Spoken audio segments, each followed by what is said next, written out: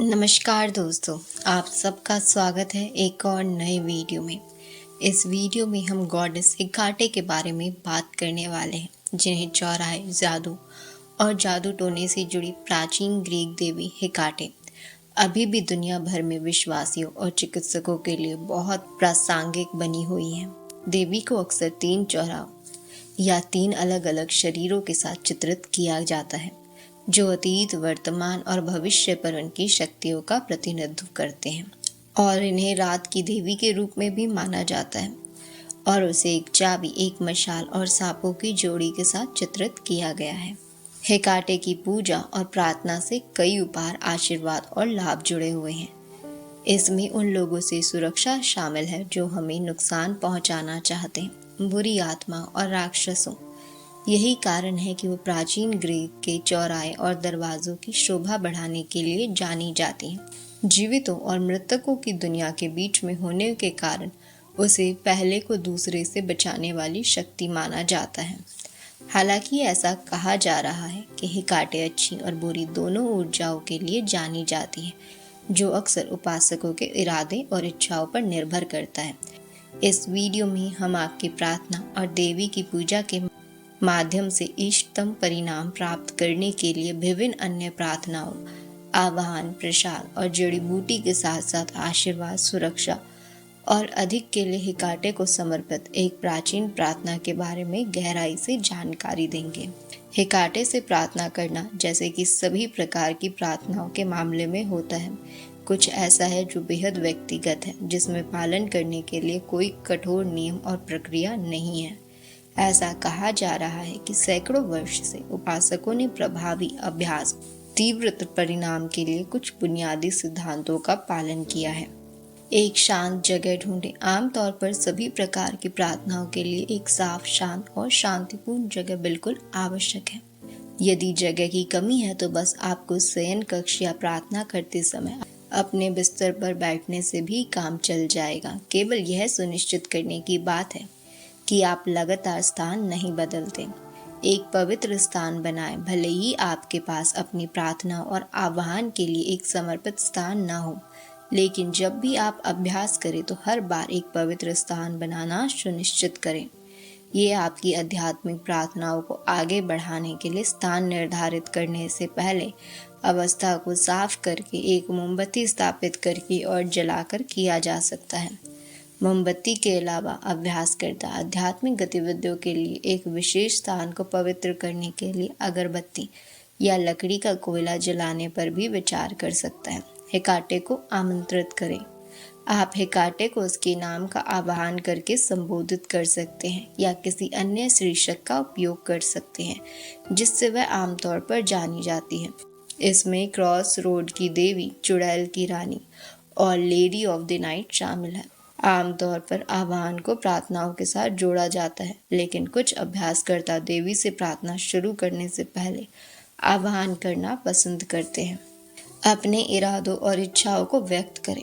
एक बार आह्वान हो जाने के बाद आप अपने इरादों और इच्छाओं को स्पष्ट रूप से व्यक्त कर सकते हैं। यह मार्गदर्शन, सुरक्षा या एक बहुत ही विशिष्ट अनुरोध हो सकता है। जो भी हो, इसे स्पष्ट, संक्षिप्त और सटीक करना सुनिश्चित करें।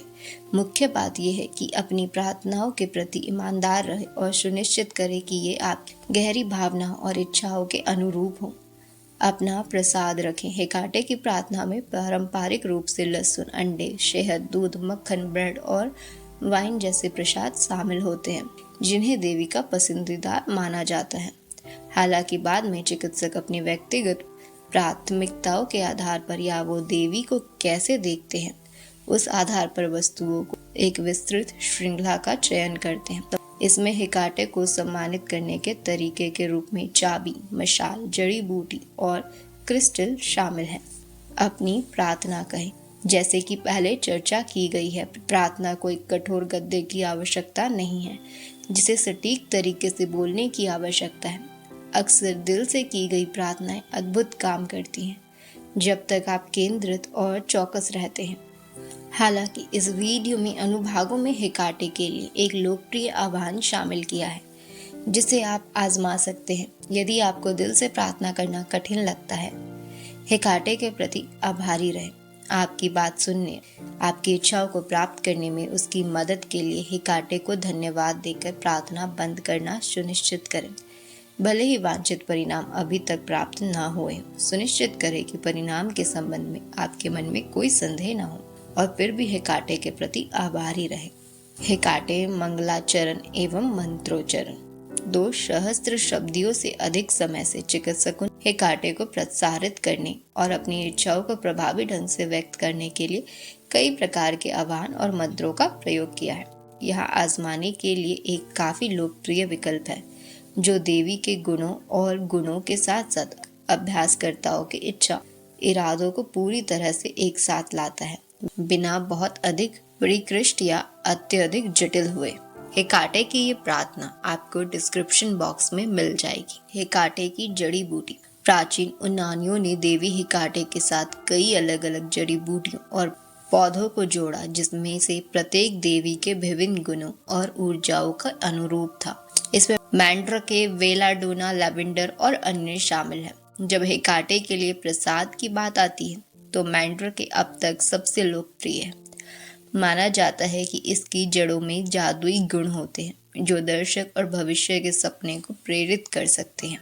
इसके बाद लोकप्रियता के मामले में लैवेंडर का स्थान आता है और युग में इसकी व्यापक उपलब्धता को देखते हुए ये जड़ी बूटी हेकाटे की शांत और सुरक्षात्मक ऊर्जा के साथ प्रतिद्वंदित होती हैं, जो चिकित्सकों के बीच शांति और समृद्धि की भावनाओं को बढ़ावा देती हैं। बेलाडोना एक शक्तिशाली जड़ी बूटी है जिसे नाइटशेड नाम से भी जाना जाता है, और जैसे कि आप उम्मीद कर सकते हैं ये एक जड़ी बूटी है जो हेकाटे के अंधेरे पक्ष में जड़ी हुई है, साथ ही ट्रांस जैसी स्थितियों को प्रेरित करने और मानसिक क्षमताओं को बढ़ाने में भी मदद करती है। अंत में मुगवॉर्ड, जो गुप्त प्रार्थनाओं में एक आम समस्या है लेकिन हाल में दुर्लभ है। ये जड़ी बूटी अभ्यासकर्ता के बीच स्पष्ट सपनों को प्रेरित करने के लिए जानी जाती है और इस प्रकार हेकाटे के लिए इसे बहुत पवित्र माना जाता है। हेकाटे के अन्य पेशकशी, जैसे कि पहले चर्चा की गई प्रसाद और अन्य अर्थ के संबंध में पत्थर पर कई नियम लिखा गया है। यदि कोई भी हो तो ये मायने रखता है कि कोई विशेष पेशकश आपके साथ कैसे प्रतिद्वंदित होती है। उदाहरण के लिए, यदि आप विशेष रूप से देवी से प्रचुरता या समृद्धि की कामना कर रहे हैं तो आभूषण जैसे प्रसाद अद्भुत काम करते हैं। इस तरह अभ्यासकर्ताओं को देवी और उनकी ऊर्जा से बेहतर तरीके से जोड़ने के लिए अपनी कलाकृतियां, हस्तलिखित कार्य, हस्तशिल्प और बहुत कुछ पेश करने के लिए प्रोत्साहित किया जाता है। देवी हेकाटे की पूजा समय की कसौटी पर खड़ी उतरी है, जो प्राचीन ग्रीस के पतन, दमनकारी मध्य युग और बहुत कुछ से बची हुई है। ये सब इस शक्ति की क्षमता और सच्चे अभ्यासकर्ताओं को मिलने वाले पर्याप्त लाभों को दर्शाते हैं। दोस्तों, मैं उम्मीद करती हूँ आप सबको आज का वीडियो पसंद आया होगा। अगर आप चैनल पर पहली बार आए हैं और आपको वीडियो पसंद आया है तो आप इस चैनल को सब्सक्राइब कर सकते हैं। इस वीडियो को अपने दोस्तों, परिवार वालों के साथ ज़रूर शेयर करिएगा। मिलते हैं एक और नए वीडियो के साथ।